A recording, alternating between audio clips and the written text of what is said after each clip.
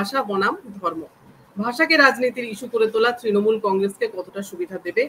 ভাষা বনাম ধর্মের লড়াইয়ে এগিয়ে দেবে কাকে, কোন দলকে? এ নিয়ে আজ আমরা কথা বলবো। আমাদের সঙ্গে রয়েছেন সিনিয়র জার্নালিস্ট শিখা মুখার্জি। আমাদের আরো একজন অতিথি যোগ দেওয়ার কথা রয়েছে। আপাতত শিখাদির সঙ্গেই আমরা আজকের আলোচনার পর্ব শুরু করছি। শিখাদি, স্বাগত জানাচ্ছি আমাদের আজকের আলোচনায়। এই যে বিজেপি, আমরা জানি বিজেপির কাছে ধর্মের লড়াই এটা বিজেপির পুরনো ইস্যু, বিজেপির ইস্যু, এটাই কোর ইস্যু।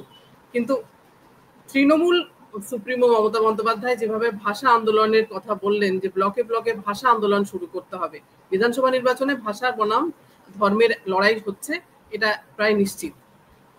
আপনার প্রাথমিক কি মত এই বিষয়ে? আপনি কিভাবে দেখছেন বিষয়টিকে? দেখো, দুটো ব্যাপার আছে এখানে। আমার মনে হয় ওটাকে সরাসরি ভাষার রাজনীতি বলাটা ভুল হবে। তার কারণ, যে কনটেক্সটে ভাষার আন্দোলনটা অ্যানাউন্সড হয়েছে, সেই কনটেক্সটটা কিন্তু আমাদের কাছে ভীষণই গুরুত্বপূর্ণ। সেটা হলো পরিযায়ী শ্রমিক, বাংলার থেকে যারা পরিযায়ী শ্রমিক দেশের বিভিন্ন প্রান্তে কাজের তাগিদে গেছেন, কাজের প্রয়োজনে গেছেন, বা তাদের ইচ্ছে মতো গেছেন, যার সম্পূর্ণ স্বাধীনতা আমাদের রয়েছে, constitutional right, freedom of movement, এটা ফান্ডামেন্টাল রাইট। ফান্ডামেন্টাল রাইটটা মানে এখানে শুধু যে ভাষার আন্দোলন নয়, পরিযায়ী শ্রমিকদের চিহ্নিত করা নয়, কিন্তু এটা একটা ফান্ডামেন্টাল রাইটের উপরে আঘাত, right two freedom of movement. সেখানে যেটা হচ্ছে, এবং এটা কিন্তু ভয়ঙ্কর একটা পরিস্থিতি, যে একটা ভাষার উপরে ভিত্তি করে তারা কিন্তু মানুষকে চিহ্নিত করছেন। ভাষার সঙ্গে তারা অবশ্য এটাও যোগ করে দিচ্ছেন কে লুঙ্গি পরছে, কে কি খাচ্ছে, কে কার ধর্ম কি, এবং তারা কিন্তু চিহ্নিত করছেন না যে তারা কিন্তু একেবারে কনফিডেন্ট নন যে এরা বাংলাদেশি। তারা কিন্তু তাকে সাসপেক্ট করছেন যে সে বাংলাদেশি, এবং তার কাছে প্রমাণপত্র চাইছে। সেই প্রমাণপত্র যখন দেখানো হচ্ছে, তখন তারা বলছেন যে না, এই প্রমাণপত্র যথেষ্ট নয়। তারপরে তারা পশ্চিমবঙ্গ সরকারের কাছে, পশ্চিমবঙ্গ সরকারের যে অ্যাডমিনিস্ট্রেটিভ লেভেলস আছে, পুলিশকে বা ডিএম কে, তাদের কাছে জানতে চাইছেন কি তোমরা ইনভেস্টিগেট করে যাচাই করে দেখো যে বাংলাদেশি কিনা। এবং তারা সমস্ত কাগজপত্র পাওয়ার পরেও তারা কিন্তু তাদের বাংলাদেশে ঠেলে দিচ্ছেন। এইটা যে একটা, it is a criminal act. আমার ফান্ডামেন্টাল রাইটটাকে তুমি লঙ্ঘিত করছো। তুমি এখানে তুমি আমাকে জোর জবরদস্তি, আমি নাগরিক, আমার অধিকার আছে এখানে থাকার, যে কোনো দেশের যে কোনো জায়গায় আমার চাকরি করার অধিকার আছে, তুমি আমাকে ঠেলে বাংলাদেশে পাঠিয়ে দেবে জাস্ট বিকজ আমি বাংলা বলি বা আমি মুসলমান? এটা তো হতে পারে না। দেয়ারফর এই ভাষা আন্দোলন কিন্তু তার ভেতরে অনেক কিছু জড়িয়ে আছে, এবং এটাকে জাস্ট ধর্ম ভার্সেস ভাষা আন্দোলন বললে হবে না। এটা হলো দেখো সোফিয়া, তোমার বয়স অল্প, তুমি তোমার খেয়াল থাকবে না, কিন্তু 80-র দশক থেকে এই বাংলাদেশির বিভীষিকা কিন্তু তাড়িয়ে বেড়াচ্ছে বিজেপিকে। বিজেপি ইজ অবসেসড যে বাংলাদেশিরা এখানে ইনফিলট্রেট করেছে, তাতে করে মুসলিম সংখ্যা পশ্চিম বাংলায় চচ্চর করে বেড়ে গেছে, আসামে চচ্চর করে বেড়ে গেছে। দেয়ারফর এদের চিহ্নিত করে এদের খেপিয়ে ফেলতে হবে। যেটা মনে রাখতে হবে যে বিজেপি এটা 30 বছর ধরে করছে।